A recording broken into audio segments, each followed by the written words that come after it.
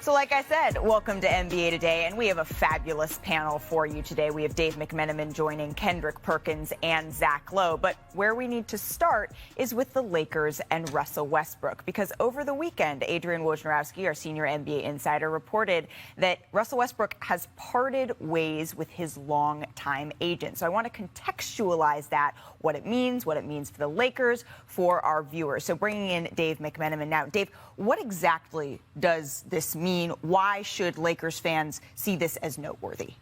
Well, Malika, because, and I have the statement here from Thad Fouché, it's kind of a rarity in our business to see something this in-depth when a client leaves his representation, but you know, I'll read it off this full screen here. The marketplace is telling the Lakers they must add additional value with Russell in any trade scenario. And even then, such a trade may require Russell to immediately move on from the new team via buyout. My belief is that this type of transaction only serves to diminish Russell's value and his best options to stay with the Lakers.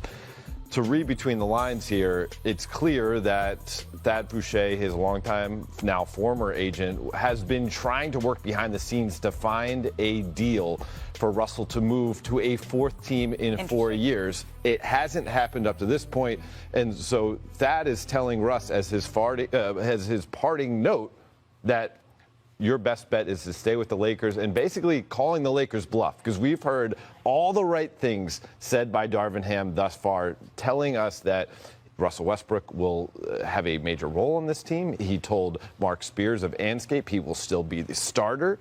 But at the same time, while those comments have been made, Rob Pelinka has been working behind the scenes for about a month in order to try to find a trade scenario for Russ. And so what this means at the end of the day is that we'll see if Russ signs another agent that can help facilitate such a deal. Someone with ties around the league and can leverage those relationships. But we're still at a stalemate. So let's bring in the rest of our panel. Zach Lowe, hello, and Kendrick Perkins. Zach, what do you make of this breakup? It's certainly noteworthy, although it's been in the works for, I think, a long time. Like Dave said, the implication of Thad Fouché's statement was Russ wants a trade. I don't think that's best for him. Immediately after that statement came out, some damage control was done. The LA Times reported that Russ, and others reported that Russ has never asked for a trade, never requested a trade. Then there were reports from Chris Haynes at Yahoo that Russ, AD, and LeBron got on a little bit of an old school conference call, dialed up the landlines, I guess, and had a sort of detente about we're all together, we're still together. That all seemed like damage control to me. The underlying implication was there seemed to be some tension between what Russ wanted, what Darvin Ham wants, what the Lakers want. And to me, all of that tension is still in the air. We have 2 months before camp. We'll see if Russ is on the Lakers by then. Well, so it was really interesting, particularly what you said about that phone call that Yahoo reported, because I was at Summer League, you know, Dave was at Summer League.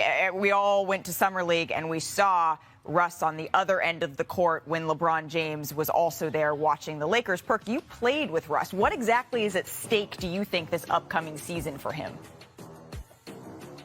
It's a lot. And I'm not talking about his past. Listen, we already know that Russell Westbrook is a future first ballot Hall of Famer. We already know that Russell Westbrook, in my eyes, is a top 25 greatest player to ever play the game of basketball. But when it comes down to this particular moment, and it comes down to Russell Westbrook coming into this particular season and looking into the future, this is a make-or-break moment for Russell Westbrook. And when I see it, I'm looking at it and I'm saying, look, Russ, this season right here is going to determine your future. And when I say the future, I mean we could really witness Russell Westbrook go from making $47 million to $48 million a year, being one of the highest paid guys in the league, to actually playing for a veteran minimum if he don't show the rest of the NBA that he's willing to sacrifice, that he's willing to put his pride aside, that he's willing to take a lesser role. If Russell Westbrook could come out and be efficient, take a lesser role, put his pride aside, then guess what? He's going to extend his future. He's going to get a bigger payday than a veteran minimum. But if not,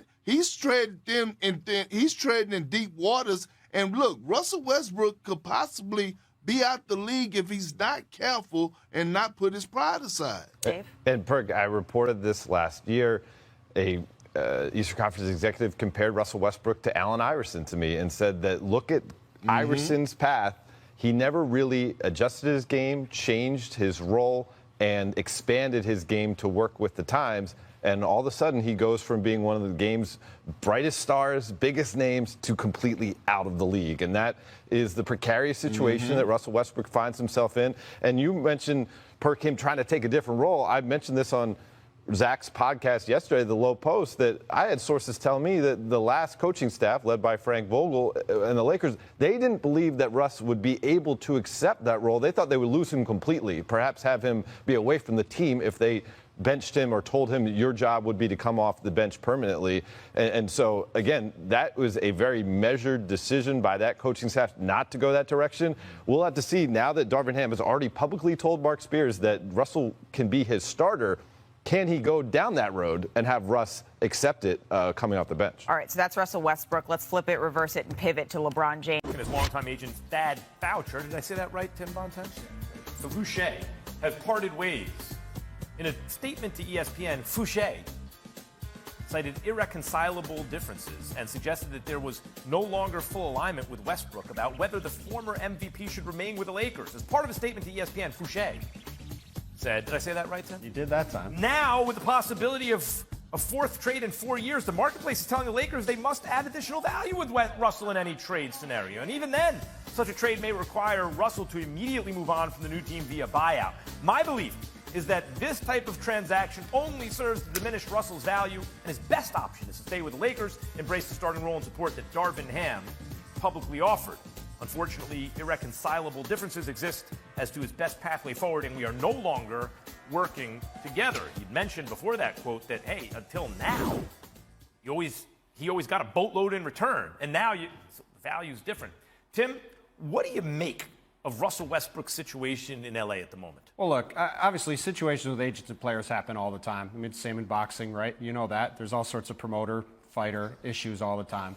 The bigger thing here is Russell Westbrook is not the player he once was, and that has caused a series of issues over the past few years where he is now on his fourth team in 4 years, and there's been a lot of talk this offseason about how he could potentially be on a fifth team in 5 years. And I think for me, the question for Russell Westbrook between now and the start of this season, presuming he's on the Los Angeles Lakers, which I think at this point it seems likely he will be, or at least will be on the roster, is he going to be able to get himself into a different mindset and play a different role on this team? Because what we saw last year was the role he tried to play last year and the one he's played in the past is not going to work. So to me, it's either, is he going to continue trying to do that, or as in his conversation with Darvin Ham this offseason, when he's been communicative with him so far, is he going to try to change his game and play a little differently and try to fit in better? Because if he can, maybe there's a way to make this work. If he can't, we're going to see a replay last year, and that was not good. Okay, the eyeball test for me also says he's not the same as he used to be, although he was in a terrible situation. Westbrook's really like, in a way, a point center, because his offense comes from getting to the paint, just doesn't post up. That's why the fit with LeBron was terrible from the beginning. And there were no shooters on the team. On the other hand, when you do a deeper dive into the underlying stats, he's the same guy as always. So here's the two-part question for you, Tim. Number one, is he in fact not as good as he used to be? When you do the deeper dive and it's like, oh, it's just a different situation. And number two, if he's not in fact that same player, what's changed? He still looks very fast. He was never a very good shooter. Is he the same? And if not, what has changed? Well, let's start with the second part, because that's a little easier. He's not the same shooter he used to be. He was never a great shooter, but he used to be pretty good at pull-up jump shots. He used to be a very good foul shooter. That's all gone away now, right? But that would seem to be a technique issue, not a talent issue. Sometimes we see this throughout guys' careers. They get older. Their free throw shooting in particular tends to wane. You know, Tim Duncan, that happened with him. LeBron has had issues at times with his free throw shooting. This isn't an uncommon thing. Right. But the bigger thing is Westbrook is even more careless with the ball now than he used to be, right? He throws the ball all over the place. So you have a ton of turnovers, less shooting, and his defense has never been a strong suit, frankly, and especially isn't now. You put all that together, that's not a very useful player in a lot of situations. Now, where Russell Westbrook can be effective is like where he was in Washington 2 years ago, when he's on a team that's trying to be, say, the 8th seed in the East, and he can have the ball in his hands all the time, and you sort of conform the team around him. We saw when he went to Houston, they reformed the team around him. With LeBron James, you're not going to reform the team around Russell Westbrook. He's off to the side. He's not effective.